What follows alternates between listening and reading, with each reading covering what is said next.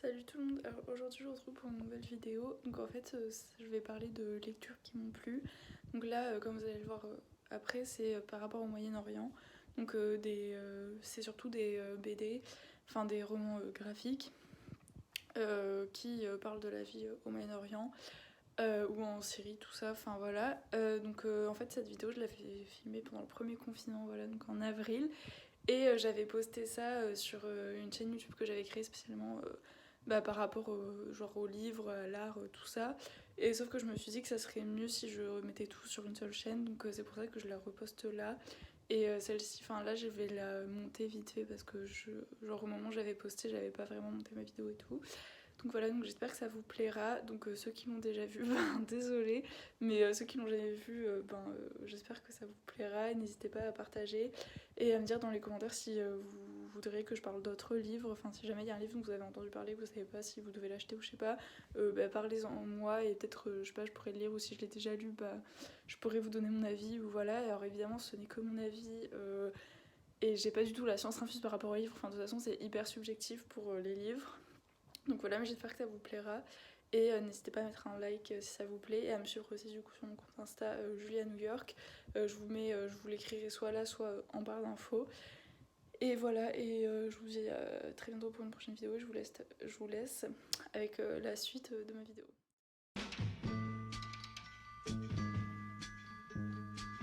Salut à tous, alors aujourd'hui je vous retrouve pour une nouvelle vidéo, donc toujours dans la série lecture de confiné. Donc là ça va être en gros sur un des derniers thèmes, mais normalement il y a deux autres vidéos qui arrivent après ça. Sur toujours lecture, enfin lire en confinement ou pas d'ailleurs, hein, comme vous voulez, c'est pas que quand on est confiné qu'on peut lire. Donc là je vais parler de mon thème préféré je pense, donc le Moyen-Orient.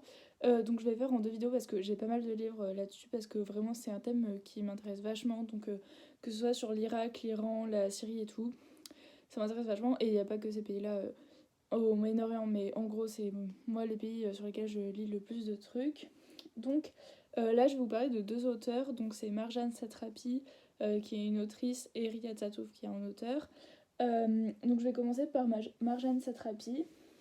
Donc là je vais vous parler de 5 de ses livres. Donc tout d'abord je vais vous parler d'un livre qui s'appelle Poulet aux prunes, donc de Marjane Satrapi. Et en gros, ça raconte l'histoire de son grand-père, si je me trompe pas. Donc ça, je l'ai lu il y a 3 semaines, je pense. Du coup, en confinement, donc pour le coup, c'est vraiment lecture de confiné. Et en fait, donc ça raconte... donc elle est iranienne, pardon. Et donc elle raconte l'histoire de son grand-père, et qui était en gros dépressif. Et en fait, ça parle aussi de... Enfin, en gros, c'était un musicien. Et enfin, donc ça parle de l'histoire de son grand-père qui était très attaché à son instrument qui s'appelait... Je sais plus comment ça s'appelle l'instrument.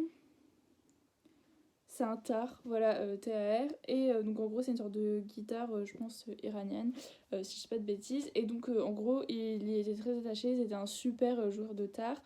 Et en gros, il s'est passé un truc avec la grand-mère de Marjane Satrapi et tout. Et du coup, en gros, il est tombé complètement en dépression, son grand-père. Et donc, je trouve que c'était peut-être son grand-oncle. Enfin, en gros, c'est quelqu'un de sa famille, voilà. Et du coup, ça raconte l'histoire de cet homme-là.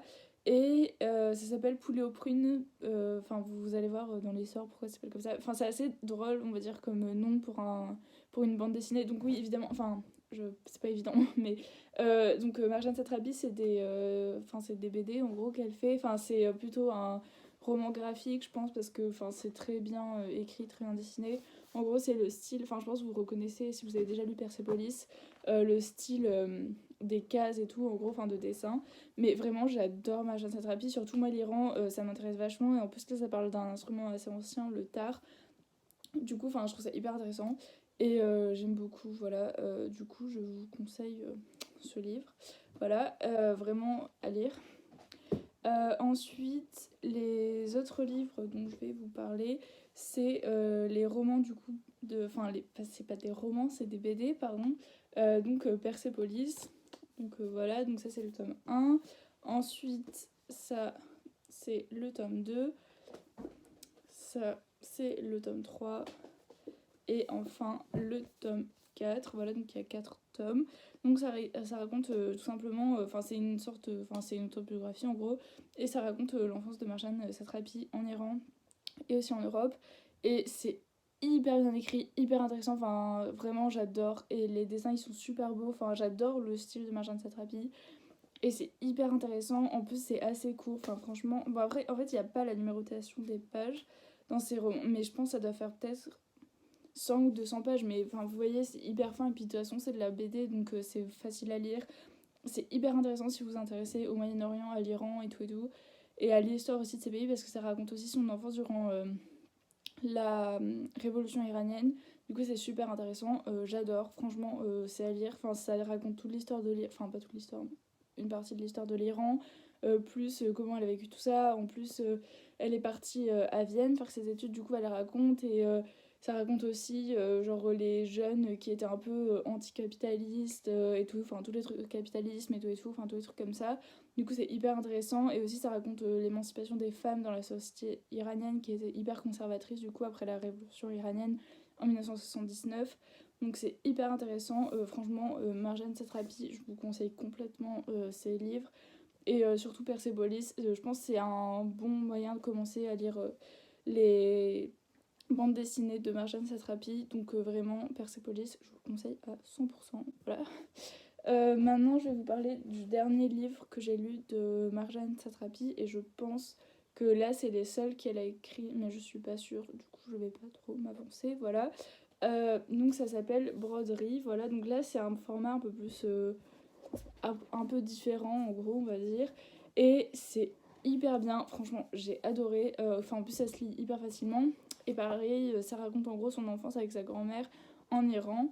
Et ça raconte l'émancipation des femmes. Et en fait, bon, je vais pas vous dire pourquoi ça s'appelle Broderie. Si vous le lisez, vous allez comprendre pourquoi. Mais en gros, ça raconte les genre la pression sociale qu'il y avait sur les femmes en Iran, donc par exemple, mais qui était présente dans beaucoup de pays.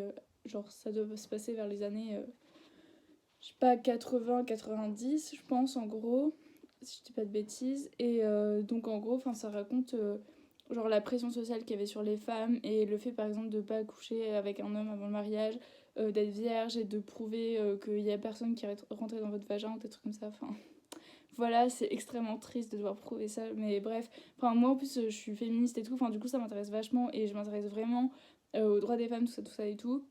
Et du coup, c'est hyper intéressant de voir ça et aussi l'évolution de la place des femmes dans les sociétés et tout. Et vraiment, c'est hyper intéressant parce que c'est sur l'Iran et enfin, j'adore, franchement, c'est hyper intéressant. Et moi, j'ai appris vachement de trucs. Et on peut voir que en fait, les femmes, d'un côté, elles s'émancipaient, mais de l'autre, elles restaient quand même oppressées, on va dire, et habituées à cette pression sociale et tout. Et du coup, c'est hyper intéressant. Et pareil, là, en gros les dessins ils sont comme ça, enfin du coup c'est super beau en plus je trouve. Enfin, en plus là le papier il est assez, enfin il est bien, enfin je sais pas, je trouve c'est agréable à lire, genre même genre la matière du livre et tout, enfin je sais pas c'est bizarre mais genre j'adore ce livre, enfin il est hyper bien dessiné et l'histoire c'est hyper intéressant et bref c'est super bien, voilà je vous le conseille également. Donc maintenant je vais parler de Riyad Satouf. Donc j'ai pas lu tous les romans et toutes les séries de romans, enfin de BD, en bande dessinée de Riyad Satouf.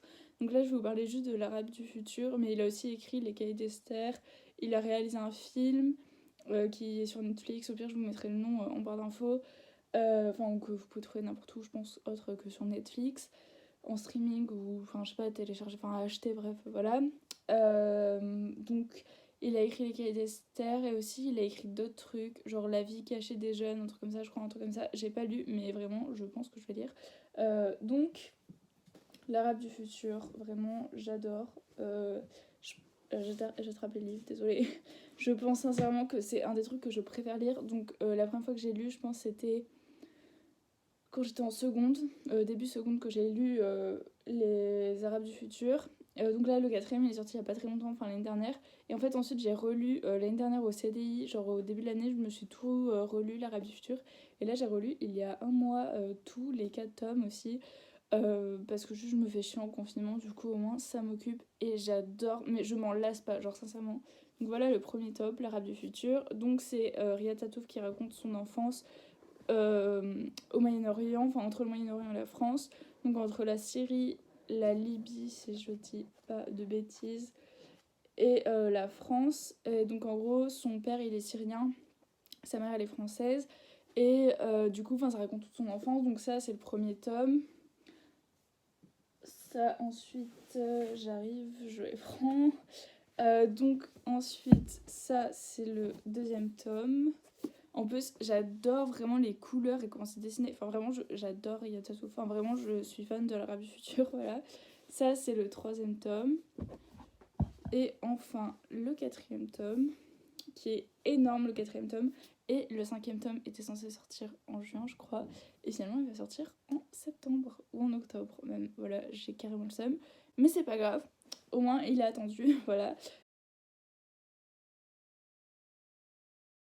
Donc vraiment, c'est énorme. Genre, le quatrième tome est énorme, mais il se lit mais hyper rapidement. Enfin, moi, ça m'a captivé vraiment. Mais j'adore l'Arabe du futur. Genre, vraiment, je vous le conseille à 3000%.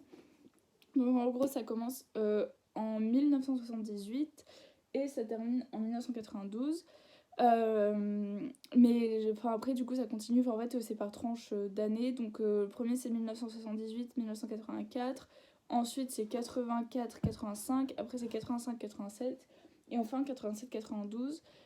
C'est hyper intéressant. En plus, ça raconte l'histoire de la Syrie, de la Libye, de la France en même temps, des guerres du Golfe, de tout ça. Et si je dis pas bêtise, de Saddam Hussein qui était je crois en Libye, si je dis pas de conneries.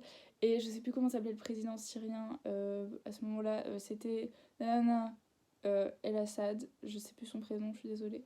Voilà, je suis pas spécialiste de ça, enfin je me rappelle plus du nom, mais bref. Et du coup, ça raconte aussi la place de la femme, du coup, en Syrie, tout ça et tout. Et c'est hyper intéressant. Mais même, enfin, tout est hyper intéressant. En plus, les dessins sont super. Genre, enfin, vous pouvez voir sur la couverture, mais bon, je vais vous montrer la première page pour pas trop spoiler non plus. Mais en gros, les dessins, ils sont comme ça. Genre, j'aime trop les couleurs et tout. Et en fait, à chaque différent pays, il y a une différente couleur. Donc là, c'est le bleu pour la France. Ensuite, ça change et tout. Enfin, je vais pas spoiler. Enfin, même si ça spoil pas, mais voilà. Et j'adore, c'est hyper intéressant. Genre, vraiment, mais lisez l'Arabe du futur. Genre, vous devez lire ça. En plus, c'est super facile à lire. C'est hyper intéressant. Ça apprend plein de trucs sur la politique, l'histoire de plein de pays du Moyen-Orient, de la France, des États-Unis. À ce moment-là, enfin, genre dans les années 70-80. Même 90 du coup, et des guerres du Golfe, tout ça, et ça l'apprend de manière hyper facile, du coup, enfin c'est pas chiant du tout, c'est hyper intéressant, enfin vraiment je vous le conseille à 3000%, voilà, genre lisez l'Arabe du futur. En plus on voit l'évolution des idées de son père qui au départ dit qu'il est complètement genre athée, qu'il croit pas en Dieu et tout, enfin qu'il est pas musulman, mais en fait plus ça va dans les tomes et plus bah, il se radicalise en gros, et du coup c'est hyper intéressant, enfin radicalise, traditionnalise on va dire plutôt. Ouais, est-ce que ça se dit traditionnalise? Je sais pas, mais je sais pas si on peut dire radicaliser, mais en gros, enfin, il devient encore, enfin, de plus en plus fermé dans ses idées et tout, et en fait, il se fait influencer par plein de gens. Enfin bref, je spoil pas, mais c'est hyper intéressant. Genre vraiment, lisez l'Arabe du futur. En plus, enfin, on a des visions différentes. Enfin, en plus, il grandit, du coup, ça raconte sa vie et c'est hyper intéressant et tout. Du coup, je vous le conseille à 3000%. Et voilà, du coup, lisez l'Arabe du futur. C'est génial, c'est hyper intéressant, lisez-le.